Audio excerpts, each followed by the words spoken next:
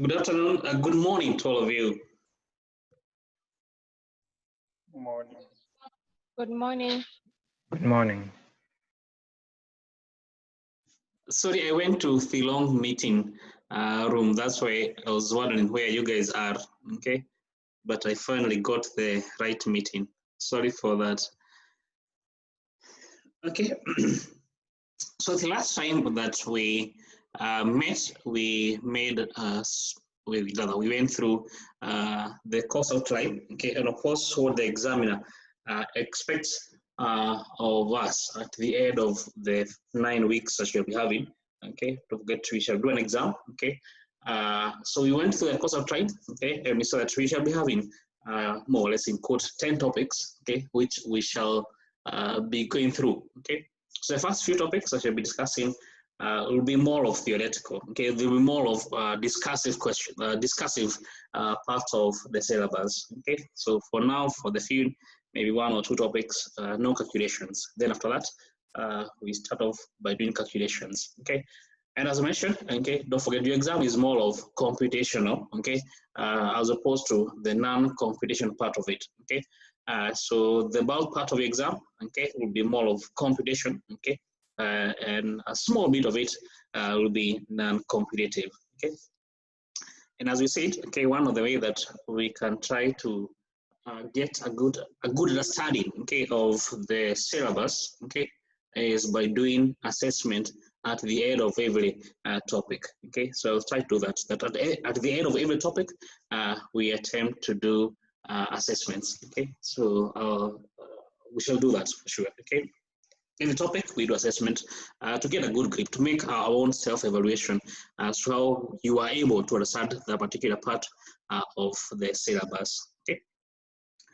So the first topic is simply an introduction to us, the nature of business and accounting system. So this is simply like in quotes, okay, an introduction to what we can call is an organization, okay, and of course the different accounting system that a company can follow, okay. So this is simply an introduction towards the nature of the business. So what I shall discuss in this topic, I will be discussing what do you mean, what is an organization, okay, what is an organization, okay, what is accounting system, okay.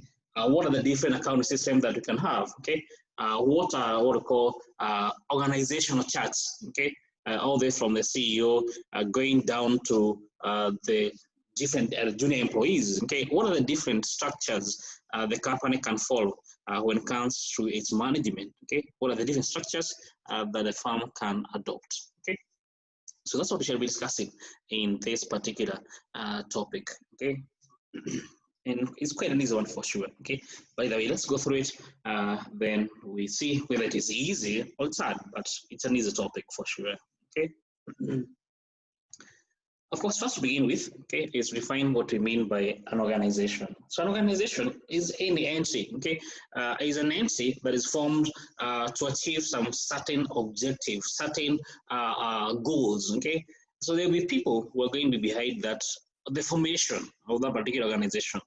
So there's some certain set of intentions they want to achieve by the end of a certain period of time, okay. We can have an organization formed for only 1 year. It can happen. You can have an organization whose purpose is to exist. Okay, but it has its own purpose. However, it is at the end of the achievement of that objective, at the end of the achievement of that goal. Okay, it closes down. Okay, with a simple example. Trying to think of an example where you have an organization formed for a certain purpose, and once they achieve that purpose, then it need to be closed down. An example could be, for example, the case of a research towards, some example, okay, research towards the vaccine of the COVID, for example, okay, COVID-19. Let's try to think of a simple example. So in case, for example, you can have a research, you can have a case where scientists do come together, okay, to form a vaccine or to research for vaccine, okay. So once the vaccine has been found and it's working, you need to research further. You may, of course, maybe fine tune it, but once the vaccine has been found, then of course we can, in quote, break down that particular organization, okay, that research organization that was formed for the purpose of coming up with a vaccine. So once the vaccine has been found, for example, then you don't need that particular institution. You don't require that particular organization.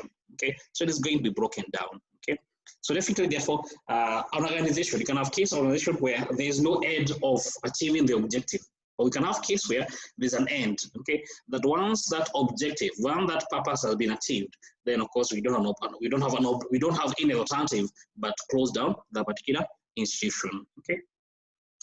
Of course, it is also to be able to control its own performance. Okay, so therefore, we need, by the time the organization is being formed, okay, by the time, for example, a company, okay, an example, is being formed, okay, then there should be a way of trying to evaluate how the company is performing. Okay, if there's no way of making that evaluation, then of course that's a problem. Okay, even for you, even when it comes, for example, doing the exam. Okay. If there will be no an exam at the end of the semester, then the goal itself, okay, has been sort of negated. Okay? There ought to be a way of trying to say we have been able to perform A, B, C, or D. And sir, what's the topic? Like the what was written on the first slide? okay, there it is.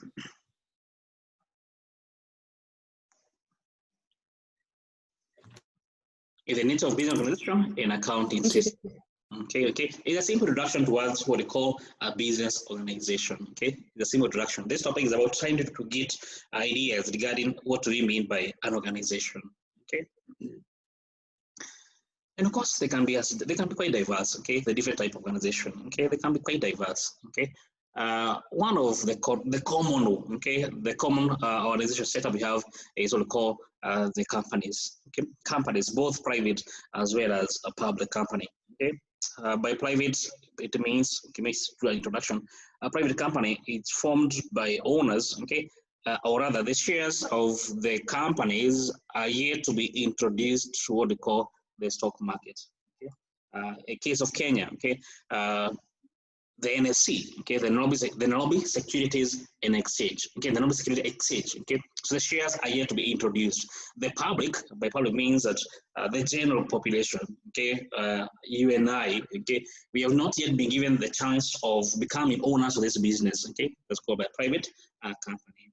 Okay, public company, of course, the public, okay, you and I has been given the chance of subscribing to the shares of this company, okay, that's what I mean by a public listed company. Okay, of course you have partnership. Okay, partnership, don't forget, they are yet to form themselves into a company. Okay, which means therefore, and one of the key distinction, which I think you may have noted in the past between companies and partnership, okay, is that in the case of partnership, okay, you as partners, okay, your liability, okay, is unlimited. Okay, what does that mean? It means therefore that in case maybe you are to be, maybe a company, you do make, I don't know, someone was to sue you, okay, maybe you did fail to honor some obligations, okay, that the company owes other people, then the court can ask your assets, your own personal assets, to be sold off to pay off the obligation of the partnership. Okay, that's what I mean by liability that is unlimited. Okay, that's the case of the partnership. Okay. In the case of company, the liability is limited. The owners of the business, the maximum they can be asked to pay, or in quote to pay, okay, is what they have invested in the company. Okay, so in case you bought shares worth, let's say, 1 million, okay, that implies therefore the company, the maximum you can lose in that company is what you did invest, the 1 million worth of shares that you bought in that particular company. So your liability is limited to what you did invest in the company. Partnership, okay, conventionally they are unlimited. Okay, therefore any person, all the owners of the business, the partners of the business, okay, therefore you can be asked to pay out of your own pocket in court. Okay, if the company was to land into some obligations. Okay, for the case of clubs, okay, now clubs are going to be some individuals who do come together, okay, to achieve certain objective, and most of the time, okay, they do have some sort of a common, let's say like a profession sort of, okay, like I said, the case of accountants, okay, they may want to come together and form a class for the case of only accountants, okay, so they're going to have they're more towards a common profession. Let's use the term, okay.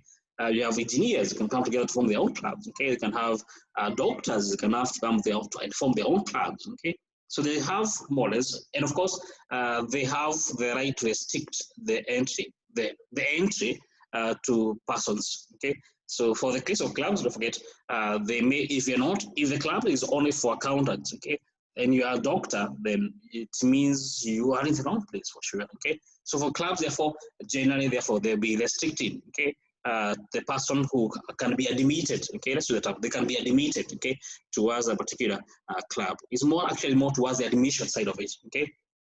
But of course, they are formed for most of the time to take care of the professions who do form that particular club. Okay, maybe in terms of the accountants, you can form a club for the sake of trying to improve maybe the accounting profession in the country. Okay, we can through education, we can have maybe education or seminars to educate people. Okay, but also in terms of business, sometimes you can have also they're formed for the sake of business. Okay, the club is formed, okay, so that it can make money also, okay, for the people who do make that particular club. Okay, but that is going to be more towards the commercial side. But for most cases, for the clubs, okay, they're not formed for the sake of commercial purposes. Then of course you have case of charities. That's another organization, the NGOs, okay, what we refer to as, we commonly call them the NGOs in Kenya, the non-governmental organization, but they also refer to as the not-for-profit organization. So they're formed, okay, with a certain objective they want to achieve within the society. Okay, we can have the case of charity formed the case of eradicating poverty within a given area, disease eradication, okay, giving a scholarship to the poor, maybe poor students within a given locality. Okay, so they're mostly formed to elevate human suffering. Okay, in quote, if I have to use the term. Okay, that should be their way of dealing with things. Okay. Then, of course, you have the case of parastatals, okay, what we refer to as the government department, parastatals, okay. Example, I think last time we mentioned CASNEB, okay, we are saying about CPA, ACCA, okay. So CASNEB itself is a government department, okay, Government of Kenya department, okay, formed for a certain purpose, in this case, for the accounting profession in Kenya, okay. It's one that is given the mandate of setting the exam for the accounting profession in Kenya, okay. Let's say KBC, okay, being the case of KBC Radio and KBC TV. All these are government departments, okay, formed with a certain purpose the government want to achieve, okay. Hospitals, of course, they have as well as schools. Now, all these are different set of organization. Don't forget, okay, what defines the organization is that there need to be a goal that the organization is wanting to achieve. And also, it needs to be able to make its own evaluation of how it is performing, okay, of how it is performing. Therefore, the performance must be within its control, okay. That's what I mean by an organization, okay. As we shall see in the examiner, don't forget it's old enough to know the examiner, how he can ask question.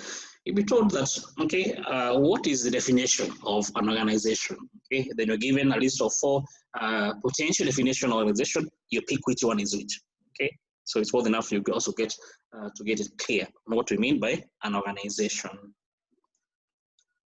Clear? Question?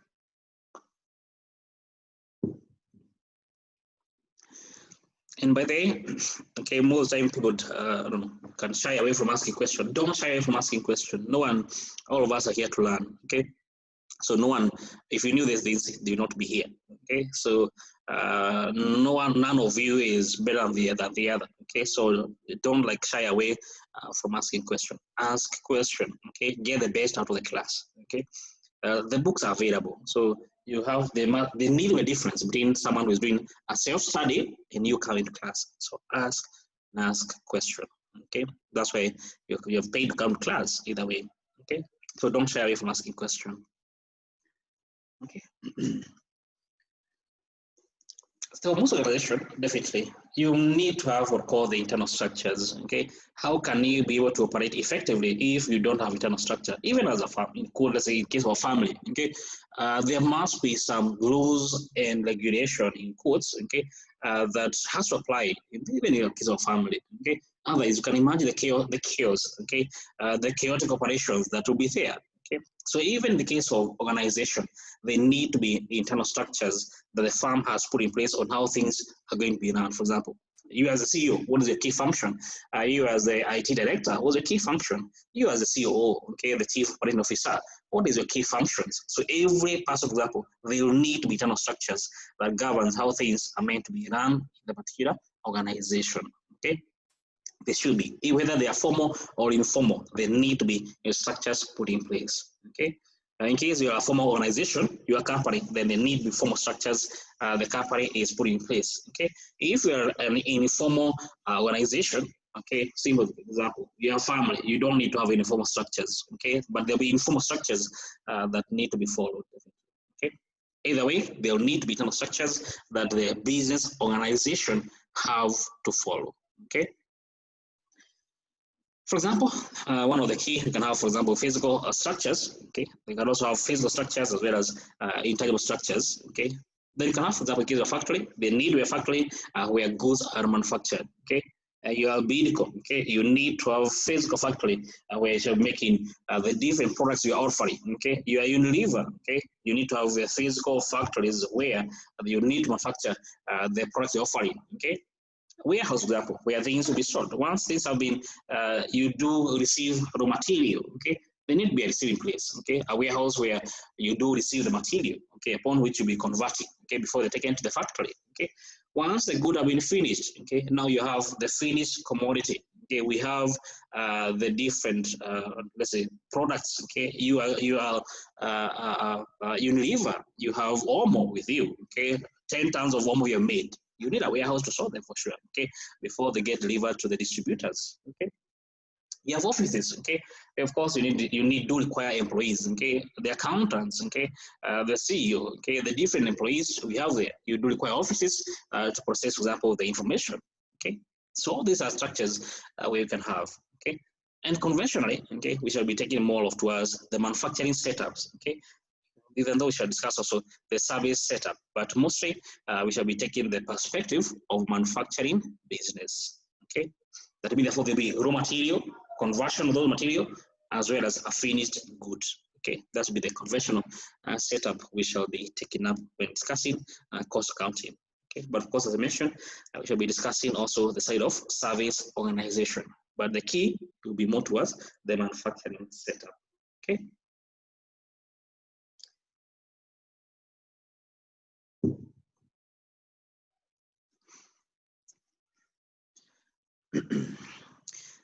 Of course, as mentioned, in the case of the offices, there will be different employees who are required to be in those offices, okay? Different employees will be required to in those offices, okay? Of course, all of them having most time different and diverse profession, okay? Depending on what the company or depending on what the organization needs, okay? For example, the case of finance and accounting, okay? More towards the accountants as well as financial analysts, okay?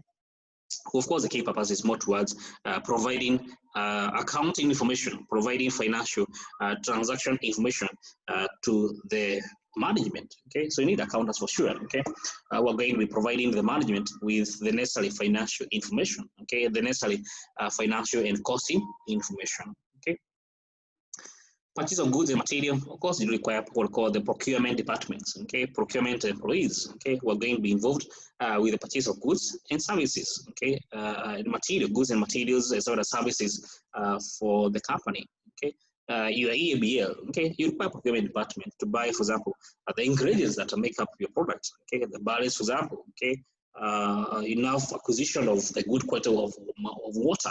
Okay, so you require a procurement department whose sole purpose is more towards the purchase and the procurement of the different ingredients that makes up therefore your final products. Okay, as well as the material required for the effective running of the company, of the offices. Okay, procurement of laptops, for example, procurement of computers. Okay, this is going to be charged. The department in charge of it will be the procurement department. Okay, so not just about the raw material, but also about the what the different employees of the company needs. Okay, we have sales and marketing department. Okay, the sales and marketing department. Okay, what's the difference? Okay, now for sale, there's about you delivering the product from A to B. Okay, your ABL. Okay, the sales department with the one that will be involved in making of or selling of the finished goods. Okay, from the company to the different customers. Okay, as well as the distribution bit of it. Okay, for the marketing, it's more towards making the customer become aware of the product. Okay, that's what I mean by the marketing department. Okay, so you can have organization that have the two departments being separate. Okay, the sales department and the marketing department are two distinct departments. Okay, not all organization, but some organization they make that distinction. Okay, for the sale, you're the one who are going to be, for example, taking the customer's order, the one who are going to be delivering the goods to the customer. Okay, that is more towards the side of the sale. The marketing is about making the customer become aware of what you're making. Okay, advertisement, for example, public relations, for example. So all those become part of the side of the marketing. Okay, but more often than not, they'll be considered one and the same department, for example. Okay, you have, of course, the payroll department. Okay, here of course the payroll department.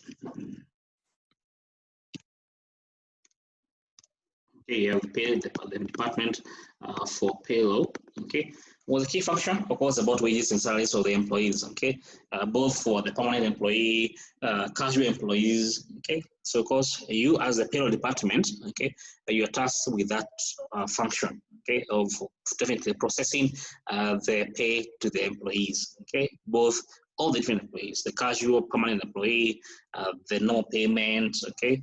Bonus. Okay, it's your payroll department that has that particular function. Then you have the IT department. Okay, IT department. Of course, you are the one going to be in charge of trying to ensure that the information, the processing of the information within the entry is done in the appropriate way. Okay, it's more towards the processing of the information. So if you as the IT department, of course, you do provide first is to provide the infrastructure. Okay, the servers, the computers. Okay, so you're the one in charge of that. Okay. As well as the storage of the information. Okay, so the company is involved. The accountants, okay, will of course do require somewhere to be able to save. Okay, to have the information stored. Okay, so who is have that task of ensuring that the company has adequate and secured, okay, data processing. Okay, it will be the IT department. Okay, you are the one going to be in charge of that. Okay. Human resource, the HR department, of course, is more towards the recruitment of the employees. Okay, the recruitment of the employees of the company. Okay, that's your key purpose as human resource. Okay, so actually, it's more towards. Okay, first is the recruitment. Okay, that is getting new employees. Okay, of the employee. Next is about retention. Okay, retain the employee. Okay. As well as if the employee, only until the employee exits. Okay, so all the different activities that surround the recruitment, employee retention, as well as the case where the employee now wants to actually leave the company. So all the different activities surrounding that, it's you as the human resource department who is meant to carry it out. Okay.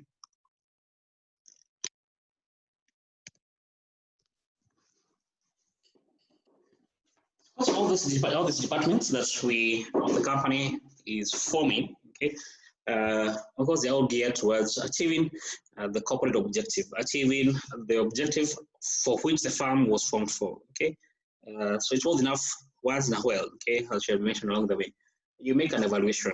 Okay, is this particular department helping us to achieve our objective? If it is not, then you may want to do away with one. Okay, so in case, for example, you don't require to have a distinction between the sales department and the marketing department. Don't forget, every department is a cost center. Okay, as we shall mention later on. Okay, but there'll be employees who operate in that particular department who do require to be paid.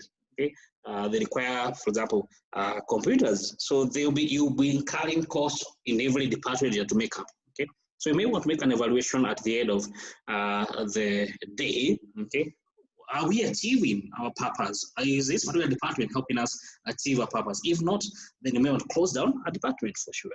Okay, or for example, you can decide to outsource to a third party.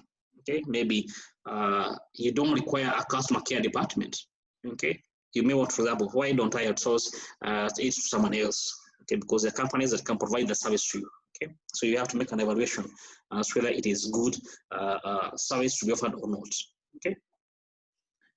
Now let me ask you a question. Just pick someone in the class. Alexander, now that you're the first year. Yes, sir. How are you? I'm fine, thank you. So what does the sales department do, and what does the marketing department do? The sales department Mm. is responsible for ensuring that that the goods have reached the customers, that the customer receives the goods. While the marketing department is responsible for creating awareness for the goods and services. Okay, that's very good. That's a key difference. Okay. Well, this is a question. Thank you, Alexander. Because this is a question that the examiner has asked in the past, by the way. Okay. What is the key distinction between the sales department and the marketing department? Okay, and Alexander has answered in a very correct manner. Okay. Sales department is about you making the orders, taking the order of the customer, delivering the customer, if there are any returns, receiving those returns. Okay. Marketing is making known. Okay. Creating that awareness, okay, to the customer of whatever you're providing, the promotions that you have, okay, there's a decrease in selling price, the discount you are giving, okay, so all that is more towards the side of marketing, okay. At the end of the day, okay, it's worth enough that you have what we call an organization chart, okay, and a chart simply, it's most often than not, is going to be graphical representation. Of course, it should be put into reality of how the different laws and tasks within the entity are shared across the employees, okay, across the employees of the firm, okay. How are the laws and the tasks and the responsibility, okay, shared across all the different employees of the company, okay. For example, you can have the CEO, then down there you can have finance director, marketing director, okay. So that's referred to as a chart, okay. It's a traditional way of trying to depict the various roles and responsibility and how the different persons do relate with each other. You as employee, who do you report to? Okay, you can draw a chart depicting that. Okay, then report to the manager A. Manager A, who do you report to? You report to director B. Okay, so that's what we simply refer to as an organization chart. Okay, trying to depict how the different responsibilities, okay, among the different employees is shared across. Okay. The simplified and standardized, they show the units, the department, the communication, the formal communication, okay, as well as the different channels of reporting. Okay, as I mentioned, for example, you as an employee, okay, you as an employee. So you're employee A, okay, who do you report to? You report to manager A, for example. Okay, manager A. Manager A reports to, let's say, director A. Okay, this is director A. Okay, then of course director A reports to this maybe the CEO. Okay, then the CEO, of course, we have other managers, other directors, director B. Okay, manager C, for example. So all the different structures. Okay, that's simple depiction of what we mean by an organization chart. Okay. So, of course, don't forget here, what is this showing? This showing about is about the reporting. You as employee A, you report to the employee, to manager A. Okay, so this is what we call by reporting channels. How are they structured? Okay, structure of authority. Don't forget, this is also another depiction of authority. That manager A, of course, has authority over employee A. Okay, CEO, of course, has the authority over all their employees. Okay, director A, director B, director C, okay, director E, okay, all those, okay. They also do represent structures of authority, okay, as well as responsibility. You as manager A, you are responsible for a given sector within the organization. Okay, for example, the manager A, okay, you could be responsible for the production. Okay, so it shows the responsibility attached to the particular position that you are holding. Okay, as well as delegation. What about delegation? Don't forget, CEO cannot do everything. Okay, so what does he do? He's going to be delegating some of his responsibility, accounting. He can't be involved in doing the accounting, so he has to delegate to another party. Okay, through finance director here, for example. Okay, he can't be involved in marketing everything. Okay, so he has to get someone else. Okay, marketing director. Okay, to be doing marketing for the organization. Okay, so they also dictate. Okay, the laws, authority, responsibility, as well as the delegation. By the chart. Okay. hope that's clear. Okay, hope that is clear. Just to confirm, Hannah, is that clear? Yes. Okay, great. Now the different charts that can a company can okay. So most of the time, okay, I'll be using the term company and the organization synonymously, even though they're not synonymous, okay. But of course, the key type of organization in about is the company, okay. So the number of different structures that a company can follow by chart, okay. One of them is called the functional structure, okay, the functional structure. Now, what does that mean? It means, therefore, that you're going to be having the responsibilities are assigned based on the function, okay?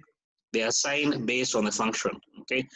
So the department, okay, for example, the company has department, and this department are based on the function. You can have, for example, marketing department, finance department, sales department, production department, HR department. So the way the department have been structured is based on the function, is based on the roles that they are playing. Okay, finance is about accounting finance. Okay, borrowing money, for example. Okay, accounting for the different information that you have.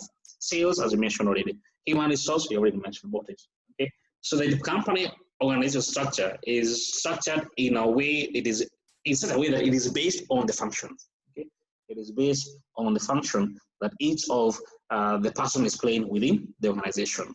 Okay, called a functional structure. Okay, for most of the time, okay, for in quote, let's say the SMEs, okay, the small and medium-sized organization, it will be based on the function. The structure they'll be following most of the time will be a functional structure. Okay, it will be a functional structure. Okay, the department are based on the function they do play within the organization, on the role they do play within the organization. We call a functional structure, which is going to be the traditional structure in quote.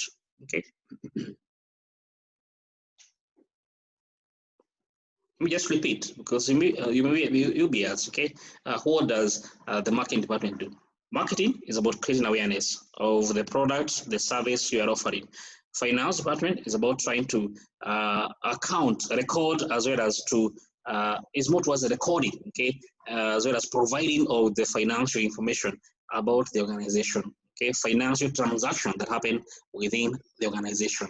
Okay, the recording of that is going to be done by the finance department. Sales is about taking the orders, delivering the service as well as the commodity, okay, to the customer. Okay, receiving, okay, of any return inwards. Okay, so a return inward exists in case you make a sale, but the customer is unsatisfied with that particular sale, so they return the commodity. Okay, so you as sales department, you are the one who is meant to receive the particular return inward. Production is about trying to, if you're EABL, okay, what's your core purpose? It's about producing okay, for example, the alcoholic beverages. Okay, you as Unilever, okay, you have different products, so you can have the department purely involved for production. Okay, human resource department, I think we mentioned, is about recruitment of the employee, retention of the employee, as well as processing for those employees who would want to leave the organization. Okay, exiting, those who are exiting the firm. Okay, that is what we call a functional structure. Okay, okay, I think as we shall see later on, you can begin a structure is upon to pick what type of structure is depicted above. Is it functional? Is it, for example, geographic? Okay, structure. Okay. So next structure you can have is called a geographic departmentation or a geographic structure. Now here, the organization is split based on the location, okay, the geographic location of the different departments. Okay, for example, you know, the case of, like you call the branches, let me put that term. Okay, you can have a bank, for example. Okay, you can have the departmentation, okay, or the structure is based on the branches. Okay, you can have branch A, branch B, branch C. Okay, you can have Barclays Bank. Okay, Barclays Absa Africa. Okay, Absa Africa, we have Absa South Africa, Barclays Kenya. Okay, Barclays Uganda. So the structure of the firm, for the case of the entire organization, Absa Africa, okay, is based on the location of the different operations that Absa Bank has in Africa, for example. Okay, they call a geographic departmentation. Then for each of the different, this case of Kenya, okay, you can't rely on the ABSA, okay, group, okay, ABSA Africa, for your human resource activities, okay. So you may have your own functional structure. In case of example, let me just put in words here. They say this is Bacchus Kenya.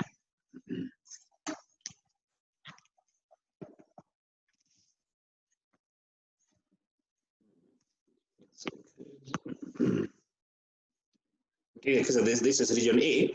So this is Bacchus Kenya.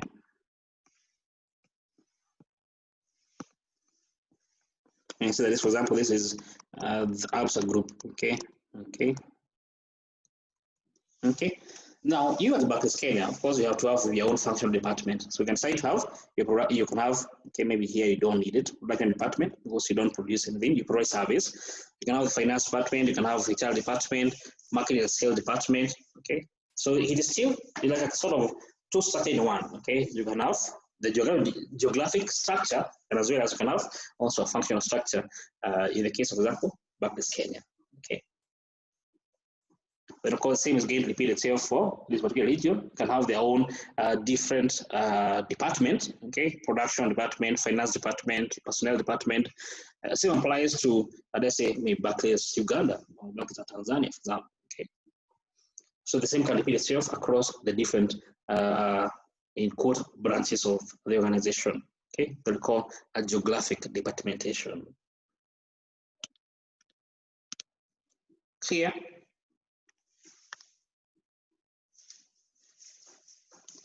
Oh, my screen is not that. It's not the best. Let's see what I'm saying here. Let me see if I can expand it. Aisha, how is it like now?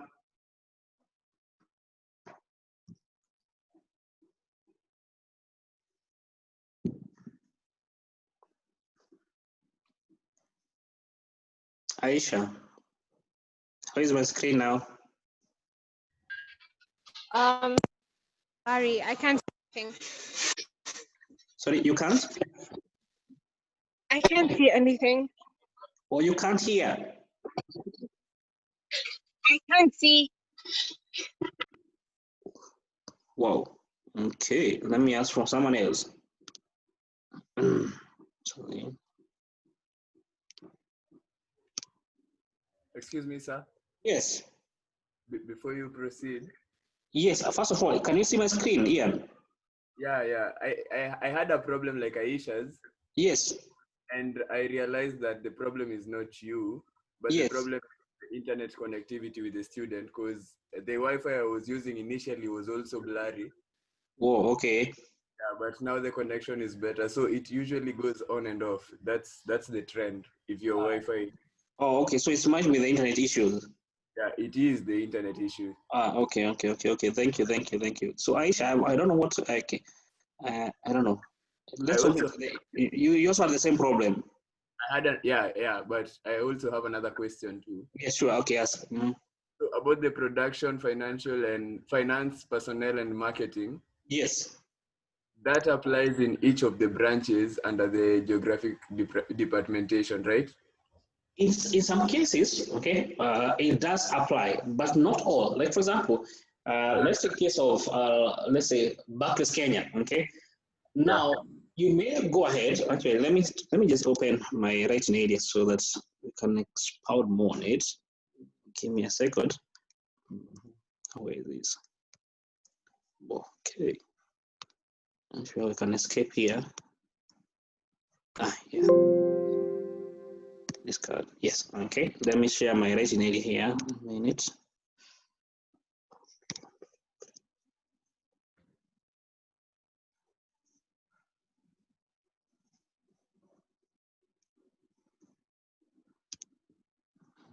Share.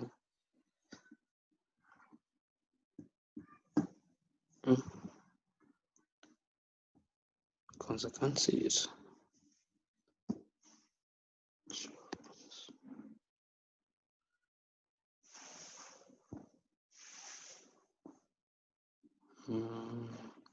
I'm trying to look for my writing area, which I can't see. I'm not sure what's happening here. Accounts is not Hold. Give me a second. I close some of them here. I think I have too many windows open. Let me see that. That will help out.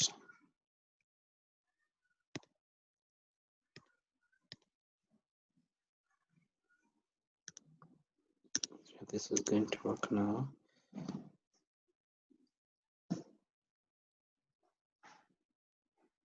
Yeah, I think so. Yes, this one. Okay.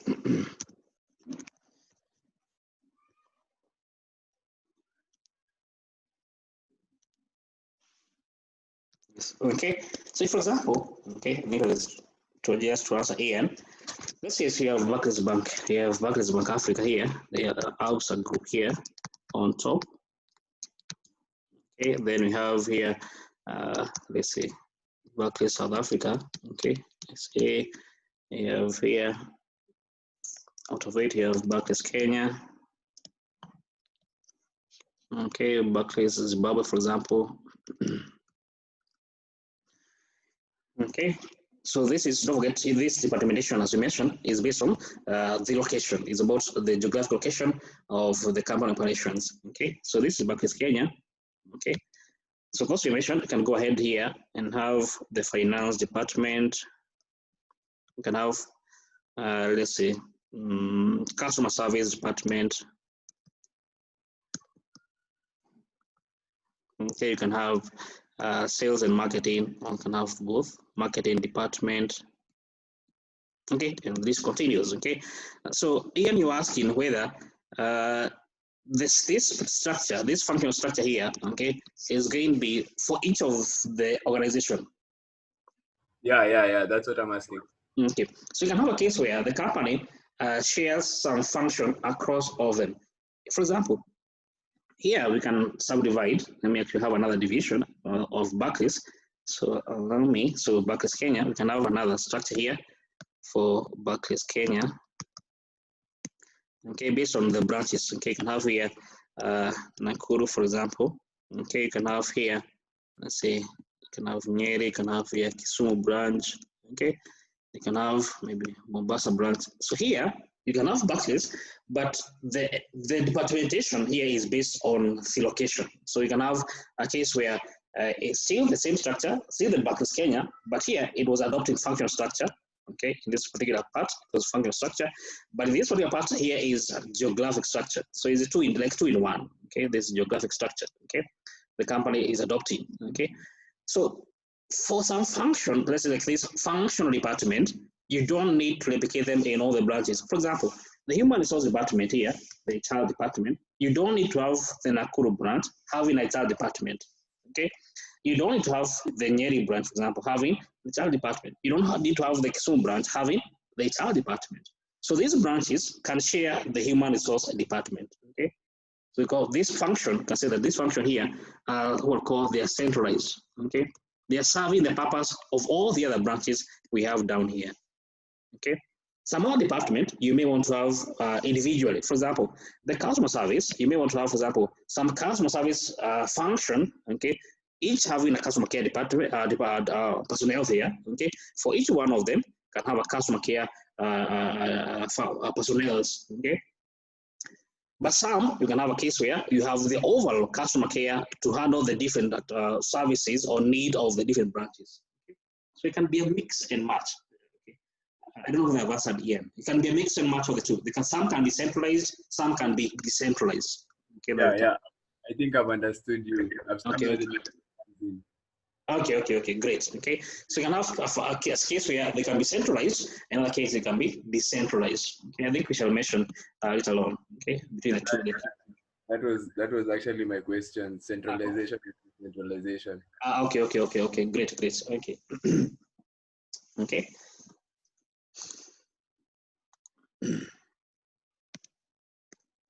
Okay, that we call the case of the geographic departmentation. Okay. Then you can have case of product departmentation. Now here what happens is that the company is not, or the departmentation in this company is not based on the product. Okay, is not based on the product, but it is based on the it's not based on the branches or the function, but it's based on the product. Let me give you an example so that it makes sense.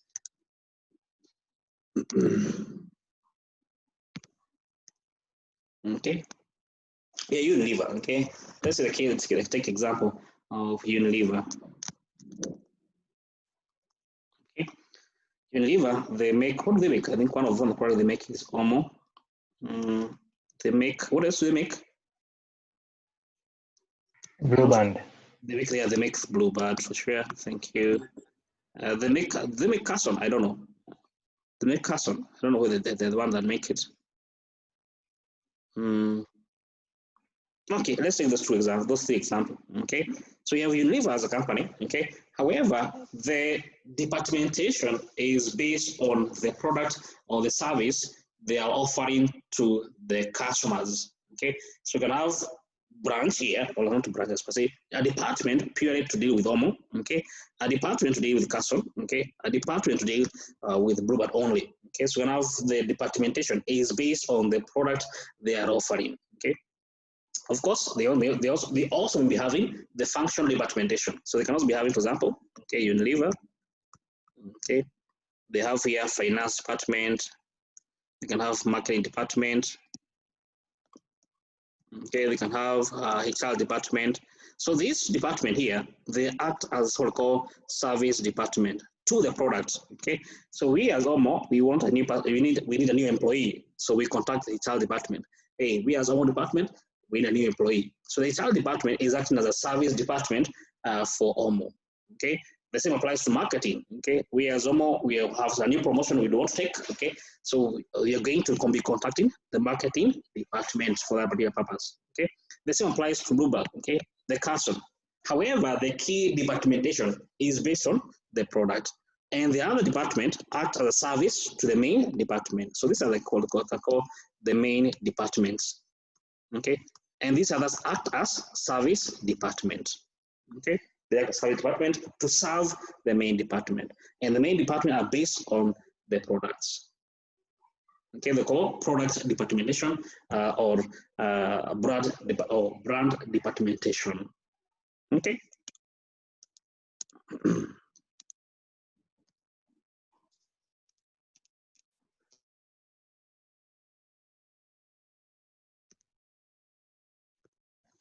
Okay, so that's we call the product or the brand departmentation. Okay.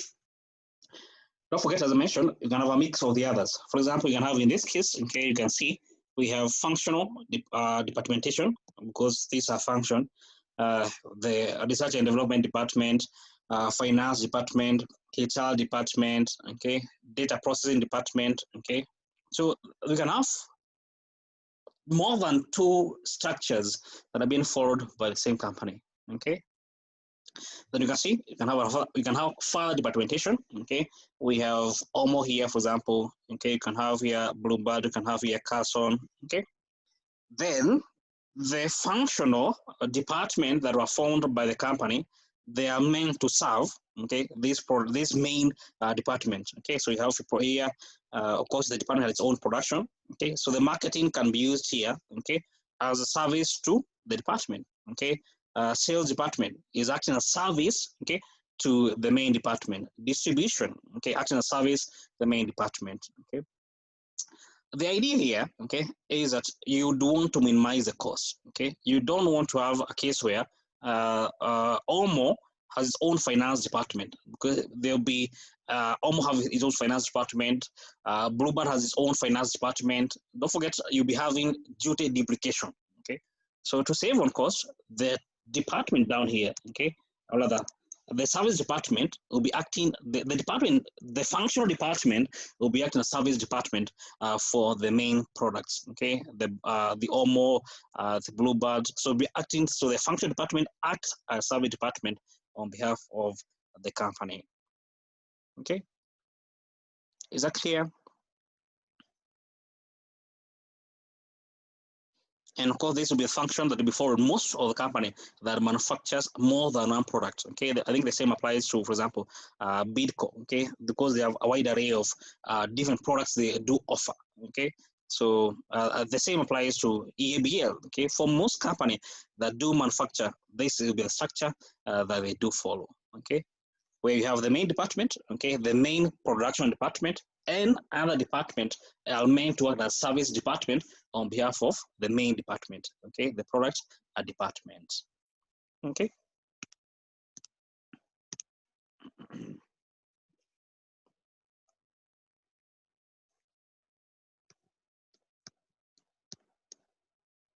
Ishmael, it's clear? Yes. Okay, great. As I mentioned, you'll be given a structure, okay? So upon you to pick out of the structure given above there, okay, what type of structure is depicted by maybe the graphic given above, okay? So you will be given. So it's worth enough that you get note of the distinction between the different structures that can be followed by the firm, okay? Then going back to the idea that Ian was trying to bring across, okay, this idea of centralization and decentralization, okay. Of course, each of the proposal of either centralizing or decentralizing, okay, has own advantages and disadvantages. So it's you as a company to determine.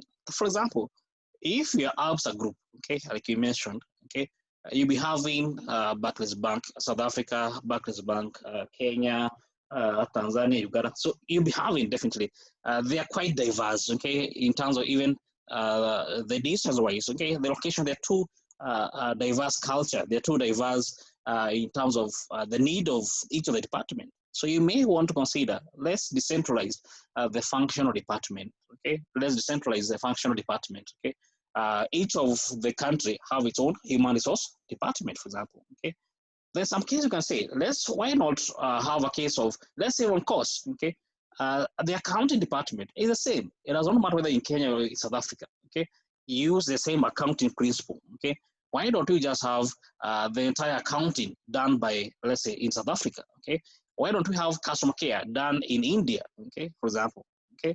So you may want, why don't we have IT department done in India, for example, okay? So you may have to consider, okay, what function are a better place to centralize, or what function are a better place to decentralize, okay? You have to weigh, it's a balance you have to weigh, okay? But don't forget, if you have more of decentralized function, okay, then of course the cost will be increasing, okay? However, if you have more of decentralized, you'll be able to take care of the local needs better than in case you are decentralized, okay? Than in case you are decentralized, okay? So each side has its own pros and cons, advantages, disadvantages, okay? So as a business organization, okay, you have to weigh, okay, which one is better for us as an institution? Is it to decentralize or centralize a given function? Okay, so weigh the difference between the two, okay? So if we have, for example, a need that is more about more towards the culture base, okay? Which one? IT is not about culture, maybe about the human resource department, maybe, okay? You may want to decentralize, that, okay? The recruitment of the employee, okay? Maybe each of the market has its own unique need. So in that case, therefore, you may want to decentralize. But if the function is the same throughout the organization, okay, whether in Kenya, whether in South Africa, whether in India, whether it's in Algeria, if the function are the same, if the language may be the same throughout, then why not decentralize? Why not centralize that function? Okay, it's better to centralize it. Therefore, of course, you are fair for most of the time as a company, for example, to make money. So every instance where you can save money, save money. Okay. So in the case of centralized organization, the administrative functions are carried out at the head office as much as it is possible. Okay. When the tasks are carried out in various separate locations that we have given, where Kenya has its own HR department, its own finance department, its own recruitment department, then we say that it has been decentralized. Okay. So what I want to tell you here, okay, is to maybe do a comparative. Okay, what are the advantages of centralizing? Okay, what are the disadvantages of centralizing? Okay, so you can try to do, like, for example, how many? Maybe 4 on both sides. Okay, what advantage do I gain by centralizing? Okay, what advantage do we? What are the disadvantages? Okay, we incur as a company for decentralizing. So for both sides, look for the pros and cons. Okay. for your own purpose. You never know what the examiner can do. But I would want you to challenge you. Okay, try to do that. Okay, and I said, by the way, okay, out of context here, okay, that the books you'll be having, okay, online. If you do a simple search online, okay, before, I don't know, someone was asking whether you're going to be given textbooks. I don't know whether it's this class or which class it is. Either way, most often than not, Strathmore do give textbooks, okay, for the HCA student, okay. So one of you, which I don't know who it is, okay, can ask Christine. You know Christine, Ian.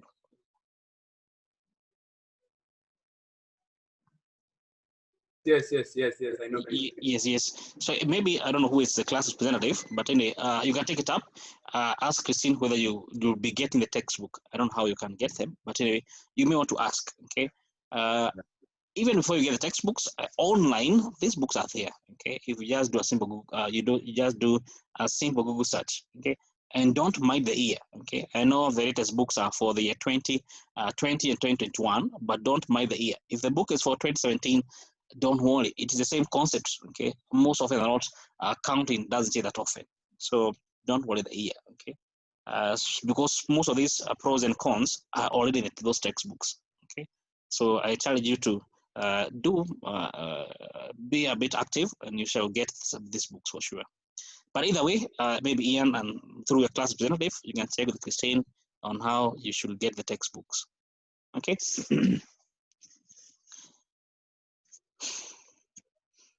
Now, since we are saying that this is a formal, or rather conventionally, the organization we shall be following will be a formal organization, not the informal one, but the formal organization. Of course, they'll be having what we call policy manuals. Now, policy manuals, these are going to be maybe rules, responsibilities of how things should be done, okay, in a formal way, okay, the procedures of how things should be done in a formal way. You as the payroll accountant, what is your key function? What's your, in quotes, your job description? Okay, actually the job description itself is a policy manual.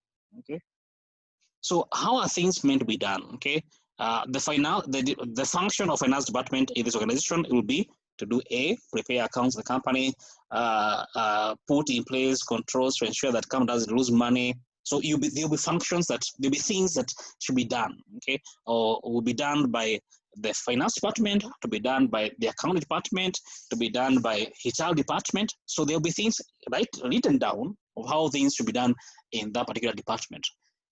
If we now down, we can see that you as the HR department personnel in charge of, let's say, production department A or product A, okay, what do you do? Okay, what's your key purpose? Okay, so we can go ahead and even now down to the individual personnel that makes up that particular company, that makes up that particular department. Okay, that's for therefore a policy manual. Okay, it is going to be dictating how things, either from a department point of view or even from an individual point of view, of how things should be done, how we should be doing things. Okay, what the department ought to be doing. Okay, we call a policy manual. Okay. And of course, since this is a formal organization, then it is going to be definitely going to be in writing. Okay, it's not going to be something oral. Okay, that can be done in case it is a sole proprietor. Okay, that you are just you run your own shop there. Okay, you may not have policy manual. You may not have. Okay, you may not have them at the back of your mind. Okay, however, this is a formal organization. Formal structure, therefore, must be followed. Okay, through a policy manuals of the company. Now, what does the policy manual therefore have? Okay, it can have, for example, guidance for the employees. Okay, so you as an employee, if you have to apply, for example, for leave days, okay, an example, what do you follow? Okay, you follow A, B, C, and D. Okay, if you would want to ask for a pay increase, how do you do that? Okay, you do through A, B, C, and D. This is the formal way. These are the procedures that you're meant to follow. Okay. Training the same. Okay, in the case of training, okay, do you want, for example, to increase your education level, for example, okay? So we as the finance department, okay, currently we have an employee, okay? This employee, we don't need to recruit a new employee. We want them to be taken through some training, okay? We don't hire PwC to the Price Waterhouse Coopers to come and train them, okay, on the new tax laws in Kenya, for example, okay. So you have to pay those employees. So, but how do we organize for trainings, okay, for our in-house employees, okay? If we don't want to do an in-house training, we want to take our employees to school, to universities, okay, to colleges. What are the policies that we have to follow as a department, or even as an individual employee, okay, to ask, for example, for money, to ask for scholarship, for example, okay? So all this going to be need to be contained in company policy manual, okay? For example, we can have a case of we can pay for your master's or to pay for your degree as an employee because you are one of our best employees. However, once we are going to bide you, okay? So in the next 5 years, you cannot leave the organization. If you do, you refund us the money. Okay, that's a policy, okay, the company can have, okay? We can pay for your ACCA, okay? We want you to become a better accountant, okay? So we are going to pay for your ACCA papers, okay? However, you must finish the paper within 4 years, okay? That can be a policy, okay? If you don't, then any other year you'll be spending on the course, you pay for yourself, okay? An example of the training institutions the company be having, okay? Then also the main also you have to ensure that you're also going to be uniform in the way you do things, okay? As a group, for example, okay? There are things that you don't want to have be the same throughout the organization, okay? From South Africa to Kenya to Tanzania. So what do? You have to have policy manuals that are going to be sent to the different departments, the different organization, okay, within the entire structure of the company, okay? This is how things should be done. For example, the banking software we're going to be using ought to be this particular type, okay? If you have your own need as a Barclays Bank Kenya, then you do A, B, C, and D. You should follow A, B, C, and D. Okay. If, for example, you don't want to ensure that the system is customized to your own needs. Okay. That's an example I'm trying to give. Okay. That you want to ensure that the policy manual ensure that there's uniformity across the company, different array of departments. Okay. Not that employees in South Africa are paid more than employees in Kenya. Okay. It can happen, but we want to ensure that employee on the same level, the same qualification, okay, paid the same, for example. Okay. At the same time, you also want to ensure that you have policy manuals to ensure that you do meet the necessary legal requirements. Okay, you don't be on the wrong side of the law. Okay, so you can have a policy manual regarding, for example, taxation. Okay, you can come up with a policy based on the Kenya tax law. Okay, on 9th of every month, we are meant to give our NSF contribution. Okay, so you can have a policy manual that is meant to guide the employees on when to pay for the PAYE, the pay as you earn, when to pay for the NHIF, when to pay for the NSF, when to pay for the VAT tax. Okay, so all those different taxation that are meant to be paid, you can come with a policy document. Okay, to help the employees who join the payroll department, to those employees who give the task of the task of the task of tax. Okay, to ease their life. Okay. So we also at the same time, okay, you want to ensure that you are in line with the policies, okay, you are in line with the requirements of the government, okay. If you are involved in manufacturing, okay, regarding, for example, the emission you're making, okay, to the environment, okay, so you may have a policy regarding how you be manufacturing your processes, okay, to ensure you're not going to go against the regulation set by the NEMA, for example, okay, the National Environmental Management Authority, okay. So you also want to ensure that you also going to be not go against what is set by the authority above you, okay, the government of Kenya, the different departments that do regulate your operations, okay. Clear?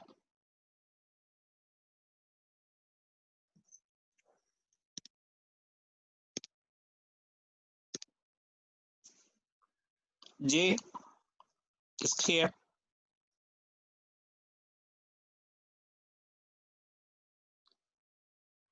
J Vasani.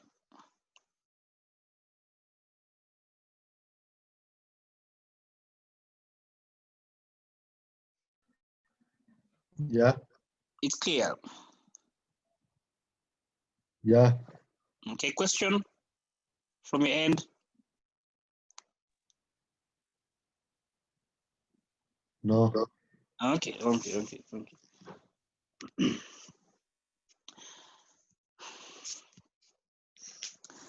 don't forget, there will be a number of transactions that you'll be carrying out as an entity, as a business organization. Okay. And we say that the main purpose, or you as the cost accountant, you as the financial accountant, you as the management accountant, okay, you will have to process this information. Okay, you'll have to process this information. Okay, of the key concern is not the transactions that have no cost impact. Okay, that have no financial impact. The key concern are those transactions. Okay, that do have financial impact. That do have financial impact. Okay. And this includes, for example, the sales, purchases, paying for expenses, paying for the employees, purchases or procurement of the non-current assets. Okay, those are the key concerns you'll be dealing with. Okay, of course there are more than this, okay? But they're just the main type of financial transactions. Okay, the term here is financial transactions. You can have case of transactions that don't have financial impact. For example, employee recruitment. Okay, it may not have no financial impact there. Okay. So we are not going to deal with those non-financial transactions. It's about the financial transaction. Okay. Let's begin the first major ones. For example, okay, the purchase of the raw material. Okay. As I mentioned, the key concentration is towards those companies that are involved in manufacturing. Okay, those companies that are involved in manufacturing. Okay, not towards the service, but more towards the production entities. Okay. The first one is purchase of raw materials. Okay, that's been one of the key major transactions, financial transactions that occur within the entity. Okay. The purchase of raw material. Now, what happened in the case of when, by the time you're going to have the purchase of raw material occurring?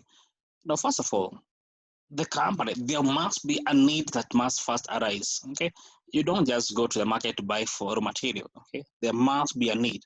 We want to buy X amount of paint. Okay, we as company ABC construction company, because we want to paint maybe a given building. Okay, so you don't just go to purchase raw material because you want to. Okay, there must first be a need. Okay, first is to recognize that we do have a need to get this X unit of let's say raw material. Okay, X unit of bags of cement. Okay, so first there's a need. Okay, so that means therefore, generally, since you don't just do it in an informal way, it must be done in an informal way. How do you do that? Okay, there must be someone who's going to therefore raise what we call a requisition, a purchase requisition. Okay, what's a purchase requisition?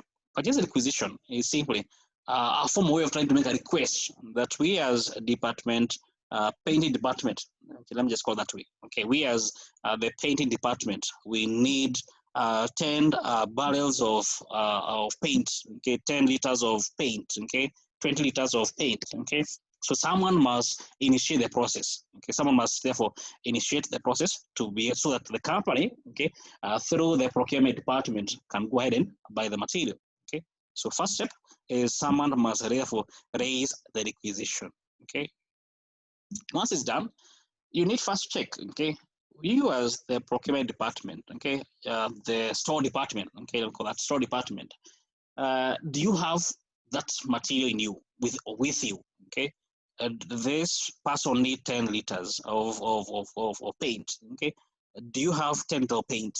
Okay, if in store we have the 10 liters of paint, then you don't need to buy outside. Okay, therefore just going to therefore supply. Okay,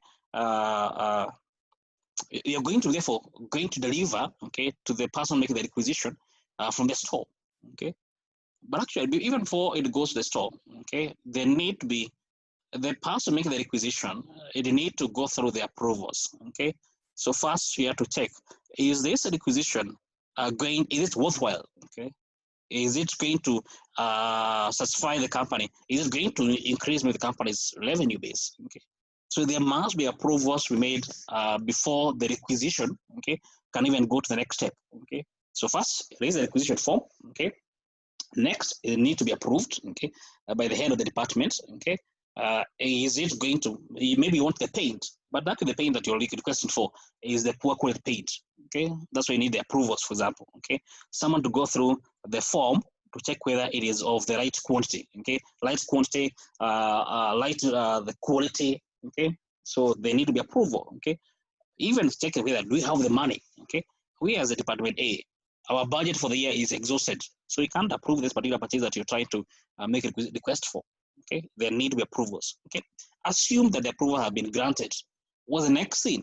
The next is about now trying to check with the store, for example. Okay, asking the procurement department. Okay, to check whether they do have the 10 liters of paint that you want. If the store has the 10 liters, then of course you just get delivered. Okay, if the store doesn't have the required, okay, what you're requiring, what you're requesting, what do? We contact as an external supplier. Okay, we go to Crown Paint. Okay, we as Crown Paint delivered for us X unit of paint that we want, 10 liters of paint that we are requiring for. Okay, so you made a request to the supplier. Okay, most of the time the suppliers will need to be pre-approved. We'll call a pre-qualified supplier. Okay, so you don't just go to buy from any supplier. Okay, so you have to call a pre-qualified suppliers. Okay, so once that is done, okay, the supplier delivers the goods. You can't just receive them. You have to check, what do we request? The request was 10 liters of red paint. Okay, what have you received? Okay, we have received 15 liters. That's not what we are requesting. So you're only going to receive what you are requesting. So you have to check what was the request and what has been received. Okay, you have to match. Okay, the quality we are looking for, the quantity was that we are requesting versus what has actually been delivered. Okay, once it has been delivered, okay, if it is the correct quantity, correct price as what we had agreed upon. Okay, next of course is receive the material. Okay, the invoice, the supplier says they have the invoice. Okay, they will be called. Once the supplier, okay, delivers a good to you, then he's going to deliver the good with what we call a good dispatch note. Okay, we'll call a GDN. Okay, okay, let me just make a mention. It's called a good, okay, dispatch note. To you as a company received, we're going to call it a good received note. Okay, it's called a good. Okay, this is called a GDN. Okay, let me just get my writing area. Okay, so you will be receiving. Okay, so the supplier, okay, supplier will send the goods along with the invoice. Okay, the invoice is to tell you the amount you're meant to pay. Okay, and you have called a good dispatch note. Okay, so good dispatch note. Okay, GDN. Okay, so you as a customer, you are the one receiving. Okay, of course you have also we'll call a good to you. It becomes therefore a good. Okay, receive note. GRN. Okay, they're just for purpose of control. Okay, so that you can know this is what I received and this is what I was requesting for. Okay, of course for the invoice. Okay, if the what was we'll call a purchase order. Okay, actually I should have mentioned this before. Once you make the request, okay, once the person makes the request, okay, for the company to buy the 10 liters of paint, okay, and there's no in the store there's no what the person is requesting, you have to prepare or call a purchase order. Okay, you have to prepare or call a purchase order. And a purchase order is like you're giving instruction to the supplier. Okay, this is what I want. Okay, you as my supplier, you as the Crown Paints, I need A, B, C, and D. You call a purchase order. Okay, so the purchase order that you made, okay, at the point of making the payment, okay, you receive the invoice, okay, from the supplier. You match it with the good dispatch note, you have the one you have received, okay, the good received note, okay, and also you match it with a purchase order, okay, to know that this what I was requesting, this is what the invoice is saying, this is what I've actually received as per the good dispatch note, and this is what I ordered. Okay, so you try to match the three of them. Okay, the invoice, the good dispatch note, okay, and as well as the purchase order. Why do you need to do that? So that you don't lose money. Okay, as I mentioned, supplier might supply more than what you are requesting. You should not pay for them, definitely. Okay, so you have to be quite careful so that you don't end up paying for goods that you don't want. Okay, or you end up receiving goods that you did not request for. Okay, that's the main control here, to ensure that you get the quality and of course you pay for what you do need as a company, what you are requesting for. Clear?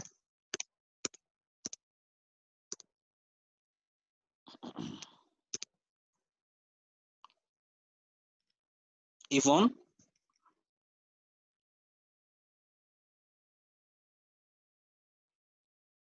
Yvonne, Yes. it's clear? Yes. Is it clear? Yes. Okay, great.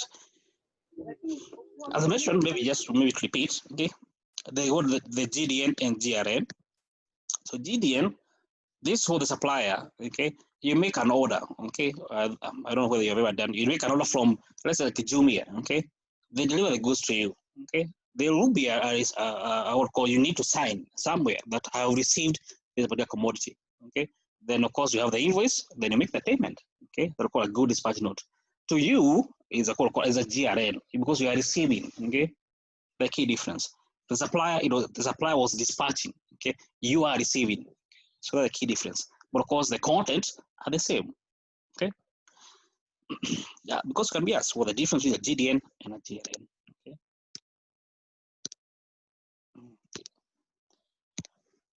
So that's in the case of the purchase of raw material, okay? That's the case of the purchase of the raw materials, okay?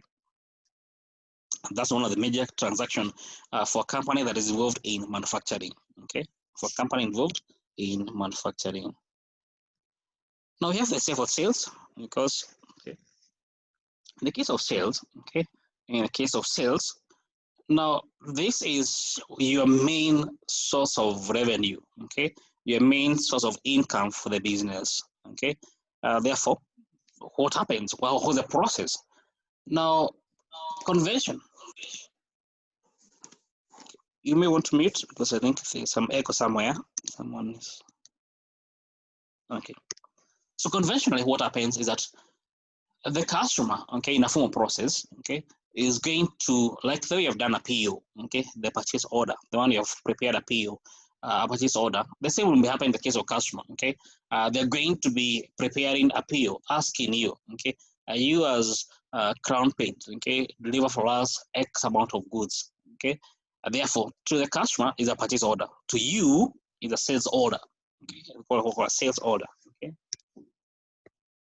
It's called a sales order. Okay, so therefore, you receive a sales order from customer. Okay, I want customer ABC want 10 liters of paint and 10 liters of this particular quality of the paint. Okay, so therefore you prepare what we call a sales order. Okay, the next thing, of course, even before, of course, you confirm whether you do have it. Of course, is check. Okay, first, do I have this particular quantity and quality of the material? Okay. If it is online, that is much easier. Okay, if there, for example, you do have an inventory control system that is automated, okay, so you just go online, you just go through the same camera system, check, do you have what the customer is requesting, okay? If you do have, then of course you confirm the customer, hey, we do have what you're requesting for, okay, in the right quantity, in the right quantity, okay? What happens next? Okay, what happens next, therefore, is that you're going to be dispatching, okay, of course, through the sales department, okay? You dispatch the goods to the customer, okay? The dispatch good to the customer. As you dispatch the good to the customer, okay, you'll be having the sales order, you'll be having with you, okay, include the driver, will be having the sales order, will be having the invoice, and also be having the good dispatch note, okay? So those 3 documents. So as you go to the customer, this is what you ordered, okay? As per the sales order form that we took, this is what you ordered, okay? This is what we are delivering to you as per the good dispatch note, okay? Then this is the invoice you are going to request you to pay as per the agreement, okay? If it's about the cash on delivery, then we are going to give you the goods, then pay us the money. If it's about the payment is made on credit, okay, then pay us maybe at the end of the month, at the end of 2 months, end of 3 months, okay? So that's what's going to happen, okay? If the goods were on credit, then of course you have in quote wait until the time until the invoice becomes due. Okay, if the agreement was the payment to be made end of the month, then of course you can't ask for the customer to pay you immediately. Okay, wait until the end of the month. Then if now it's already the end of the month and the customer is here to pay you the money, what do? Of course, you remind them, hey, we made a sale to you on this particular date. The agreement was you to pay us on 1st of October. Where is the money? Okay, so of course you have to remind them that First, of course, is to remind them in advance. Okay, maybe a week before. Okay, your account is due in maybe 5 days time. Okay, your account is going to due in 3 days time. Okay, so you can set reminders so that the customer can prepare. Okay, to pay the money when the account becomes actually due. Now the problem comes in case the customer does not honor. Okay, because that can happen. Okay, the customer doesn't honor the agreement. Okay, so you may have to be in court chase the customer. Okay, to chase for the payment. Okay, not like to change them, but you'll be chasing for the payment. Okay, the agreement was pay us this particular date. Okay, now it's a week later. Okay, so what do we do if the customer is if the customer is a major customer, then and they owe you a huge substantial amount of money, then you may have, for example, take them to court, for example. Okay, as it happened, I think, with case of I think I saw the employees of Tuskys, they are going to saying they will go to court. They can go to court. Okay. These are suppliers of labor. Okay, so even your actual employee customers, you can take them to court. Okay, if they don't pay you the money. Okay. The case of Safaricom, for example, Safaricom, I think there's a time the merger of Telcom and Airtel, okay, was stopped. Okay, one of the key factor was the dues. Okay, we as Safaricom, we are going to stop this potential merger between Airtel and Telcom because you as Airtel, you as Telcom, you owe us X amount of money.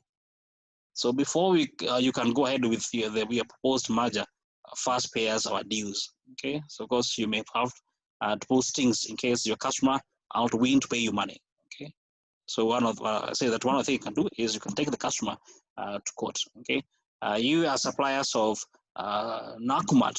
Okay, you have not been paid money. Okay, Nakumat has already fallen down. Okay, but they still have some assets which you can recover your money. So you can go to court. Okay, as a court, you given the right to auction the properties of your Nakumat, for example. Okay. Either way, the key thing is you don't lose the money. Okay, you take unnecessary measures that don't end up losing the money. Okay. Therefore, the key persons is Anne. Sir, are you going to send us this PowerPoint that you've written, that you have? Yes, I didn't show you how to access them. Did I show you how to access them? Pardon? I think last time I showed you how to access them, or I didn't. So the PowerPoint? Yes, I didn't show them. But sir, they all have what's it called? Enrollment keys. There's a key. No, okay. Thank you for that.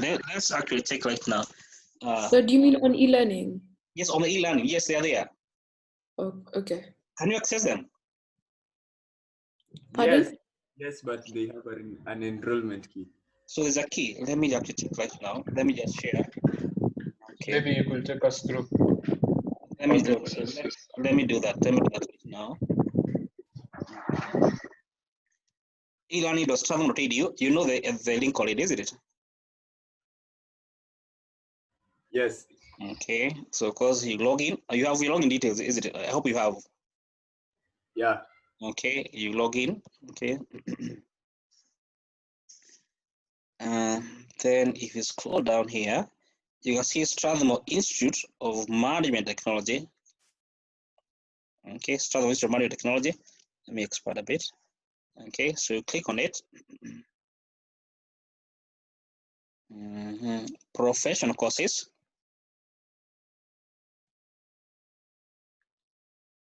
SCA.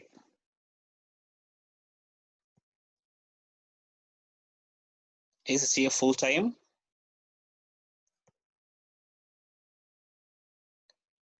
Fundamentals part A1 full-time.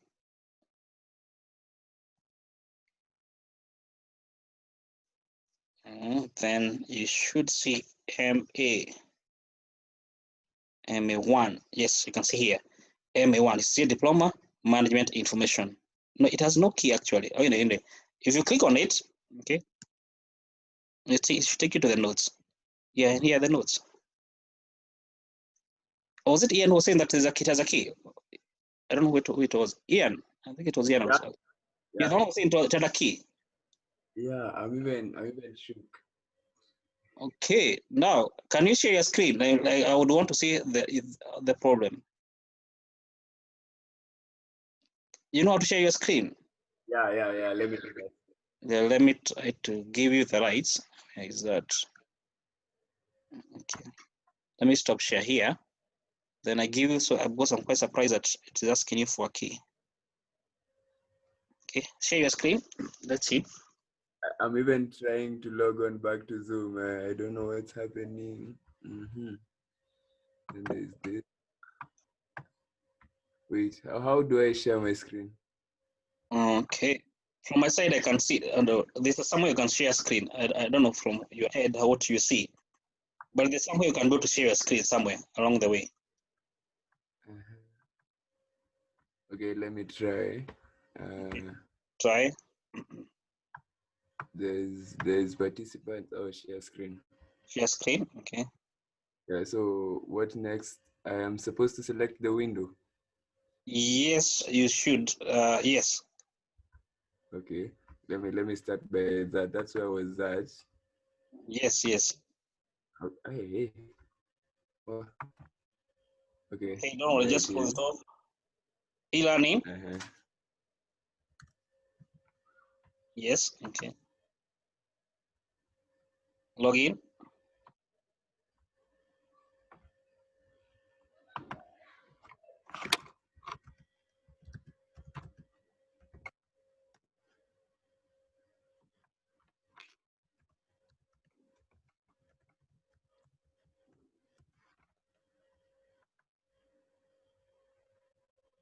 Okay, scroll down.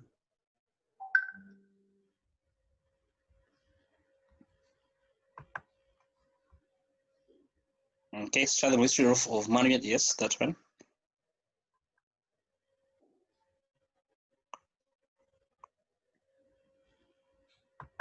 Okay, professional courses. Professional. This is CA.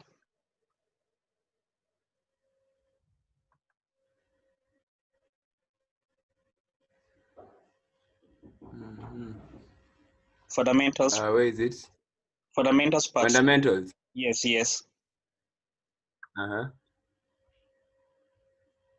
Yeah, then there's. Can you see MA1 down there?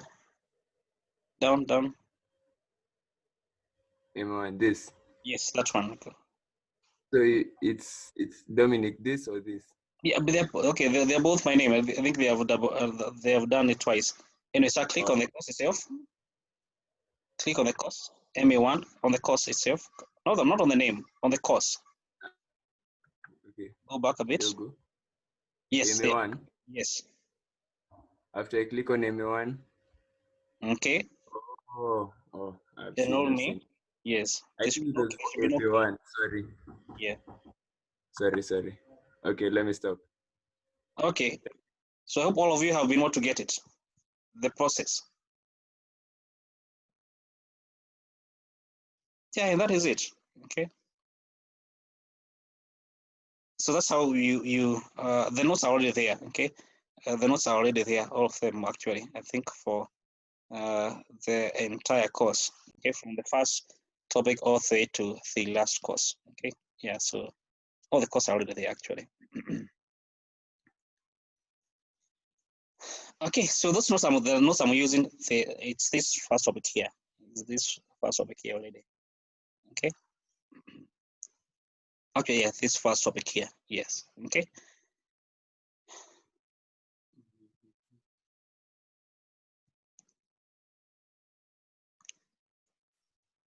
Okay, so that's on the sales order. Okay, on the sales transaction. Okay. Of course, definitely account department. Okay, the main work is to create the invoice. Okay, to be sent out to the customer, and of course to be able to receive the payment once the amount becomes due. And no, so I was going to ask what name did, because I never saw what name was clicked, because your names are written twice. yes, what you need is to click on the course, not on the name. On the course itself, MA1. You can see money information. Yes. should I take you through again the process again? Oh, no. So I've seen it. Thank you. Okay. And of course, here, as I mentioned, the key thing you have to be careful when it comes to sales that are made on credit is a case where the customer don't want to pay you the money. So that's where you have to be quite careful. Okay, so you have to follow all the different controls to ensure that the account is paid to you. Okay, once it becomes due and payable. Clear? Question? Okay, so there be no question. I guess we can break there. We are meeting at 2:15. So we can break there. We meet at 2:15. We proceed with the other transactions. Okay. Don't forget to sign. Okay. We just remind you your name, your admission number on the chart. Okay. So on the chart itself, to sign, you write your name and your admission number. Okay. Okay. Then see you at 2:15. Then we pick from there.